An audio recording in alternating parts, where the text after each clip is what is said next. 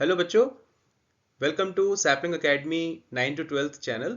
आज मैं आपके साथ एक वर्ड प्रॉब्लम डिस्कस करने जा रहा हूँ जो लास्ट ईयर के बोर्ड एग्जाम्स में आई थी सीरीज बी सेट 5 में। मैं इस क्वेश्चन को स्टेप बाय स्टेप आपको समझाऊंगा ताकि आपको इस टाइप का कोई भी क्वेश्चन आए तो आप उसको इजीली सॉल्व कर सकें। अगर आप हमारे चैनल पर फर्स्ट टाइम आए तो इसको सब्सक्राइब कर लीजिए और बेल आइकन प्रेस कर दीजिए ताकि आपको जब भी कोई वीडियो सोल्यूशन अपलोड होगा तो आपको उसका नोटिफिकेशन मिल जाएगा। आइए सॉल्व करना शुरू करते हैं। क्वेश्चन कहता है a horse, a cow and a goat are tied each by ropes of length 14 meter at the corners ABC respectively of a grassy triangular field ABC with sides of length 35, 40 and 50 meter।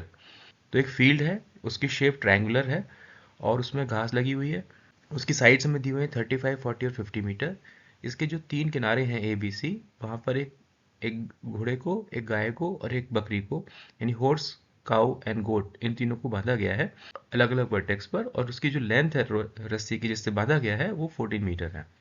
तो ये हमें पहले background दी हुई है। Find the total area of grass field that can be graced bye them. तो वो कितने area में वो खा सकेंगे वो हमें कैलकुलेट करना है। अब इस टाइप के क्वेश्चन को सॉल्व कैसे करते हैं, उसकी अप्रोच क्या होनी चाहिए आपकी, कि आप इसका एक सबसे पहले नीट डायग्राम बना लीजिए ताकि आपके पूरा कॉन्सेप्ट क्लियर हो जाए, कोई भी चीज़ छूट ना जाए। इसको सॉल्व करना शुरू करेंगे आंसर के लिए, और सॉल्व करते वक्त ध्यान रखें कि आपको निकालना क्या है। सॉल्व करने के बाद वापस देख लीजिए कि आपको क्या निकालना था और इस क्वेश्चन का आंसर आप निकालेंगे। ये है इस क्वेश्चन को सॉल्व करने का सक्सेस मंत्र। ठीक है ना। मैं आपको सजेस्ट करूंगा कि इस वीडियो को यहाँ पर पॉज करें, इसको अपने आप सॉल्व करके देखें। सॉल्व करने के बाद वापस आप मेरे वीडियो को रिज्यूम करें और देखें कि आपका और मेरा आंसर सेम आया, अप्रोच आपकी मेरी सेम थी या नहीं थी। आइए सॉल्व करना शुरू करते हैं। सबसे पहले इसका डायग्राम बनाते हैं। तो डायग्राम बनाने के लिए जो इनपुट्स हमें दिए हुए हैं उनको लेना शुरू करते हैं। तो पहले एक हमें बताया कि ए बी सी एक ट्रायंगुलर फील्ड है और उसकी हमें साइड्स दी हुई हैं। तो हम एक फील्ड ले लेते हैं ए बी सी, और उसकी साइड्स हमें क्या दी हुई हैं, 35, 40 एंड 50 मीटर।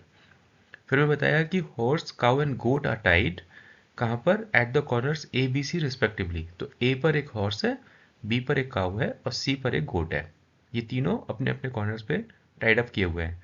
अब कैसे बंधा हुआ है, each by ropes of length 14 metre. तो इधर से भी 14 मीटर हॉर्स की वाली, काउ की भी और गोट की भी, तीनों की 14 मीटर लेंथ है जो रस्सी से बांधा हुआ है। Find the total area of grass field that can be graced bye them. अब जो ये एरिया ग्रेज करेंगे, अब देखो कितना एरिया में वो चरेंगे या खाएंगे। कि जैसे अगर ए को हम लेते हैं तो वो एरिया लेगा एक सर्कुलर एरिया में, क्योंकि वो उस रस्सी से बंधा हुआ है ए पॉइंट पर। तो वहां से जो मूवमेंट लेगा वो उसके चारों तरफ लेगा। तो जो पोर्शन उसका ट्राइंगल के अंदर आएगा वही पोर्शन को हमने पिंक कलर से दिखाया है। तो that becomes the area which is grazed by the horse. Similarly जो काऊ होगी वो कितना एरिया ग्रेजिंग करेगी, कितना एरिया चरेगी, वो ये पिंक कलर से उसके एरिया में दिखाया हुआ है। ठीक है। और इसी तरह से जो गोट है वो भी इतने एरिया में ग्रेजिंग कर लेगी। अब आइए इसको सॉल्व करना शुरू करते हैं। तो जो हमारा एरिया है उसको कैलकुलेट करना शुरू करते हैं। तो जब भी कोई सेक्टर होता है किसी सर्कल का, उसका एरिया क्या होता है, pi r square into theta upon 360। अब यहाँ पर हमें जो जिस सर्कल में वो लोग ग्रेजिंग कर रहे हैं उसकी तो हमें रेडियस दी हुई है 14 मीटर। ठीक है, और थीटा नहीं दिया हुआ हमें। तो फॉर अ मिनट हम उसको पार्क करते हैं with angle A B C. तो जो हॉर्स है वो ए पॉइंट पे बंधा हुआ है, तो उसका एरिया कैसे निकलेगा, पाई आर स्क्वायर इंटू, अब थीटा तो दिया नहीं था तो हम उसको ले लेते हैं एंगल ए। ठीक है, angle A upon 360, that becomes the area of that sector of a circle which is formed by the 14 metre radius. तो जो पोर्शन इस ट्रायंगल के अंदर आ रहा है वो एंगल है, एंगल ए।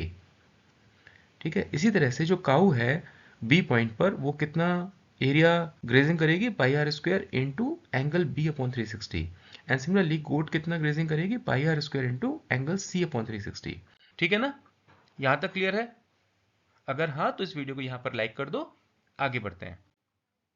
अब देखो जो टोटल एरिया है ग्रेजिंग तीनों के द्वारा वो कितना होगा, the area by horse plus the area by cow and the plus area by goat, which is pi r square into angle a upon 360,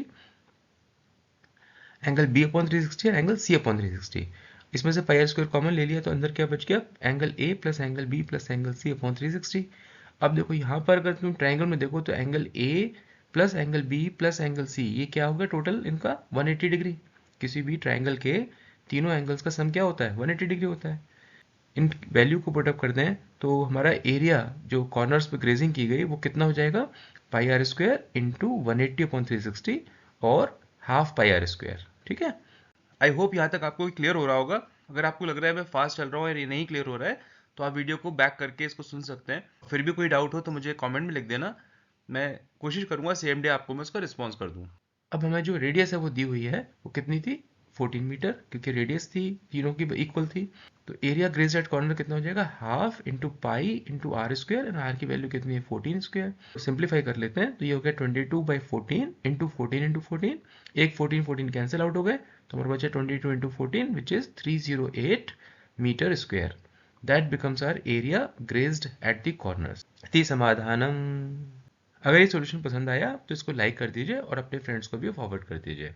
board के एग्जाम्स में इसको किस तरह से लिखा जाता है ताकि आपके फुल मार्क्स आएँ, उसको लिखने का तरीका जिस तरह से टॉपर्स लिखते हैं हमने उसको एक्सप्लेन किया है अपनी वेबसाइट पर। ये इसका QR कोड आपको हमने दिया है और आप इस पर इसकी लिंक भी डिस्क्रिप्शन में दे दी है, आप इसको ज़रूर चेक कर लेना और लिखने का तरीका सीख लेना। इस टॉपिक के ऊपर और दूसरे टॉपिक के ऊपर अगर आपको PYQs चाहिए हो, सॉल्यूशंस चाहिए हो केस स्टडीज़ के या PYQs के, तो आप इस सेकेंड QR कोड को भी स्कैन कर लेना और इसकी लिंक भी डिस्क्रिप्शन में दी है, उसको भी चेक कर लेना और इन टॉपिक के ऊपर एग्जाम के पहले अपनी अच्छे से ग्रिप बना लेना, खूब प्रैक्टिस कर लेना। अगर आप हमारे चैनल पर फर्स्ट टाइम आए थे तो इसको सब्सक्राइब कर लेना और बेल आइकन प्रेस कर देना ताकि हम लोग जो वीडियो लोड कर रहे हैं वो आपको रेगुलर मिलते रहें और आप उसका पूरा फ़ायदा उठा सकें। I wish you all the best for your exams, do well. जल्दी मिलते हैं एक नई वीडियो सोल्यूशन के साथ। Bye bye. While we plan for next class, you go out with your friends, chill out and have fun. Bye bye.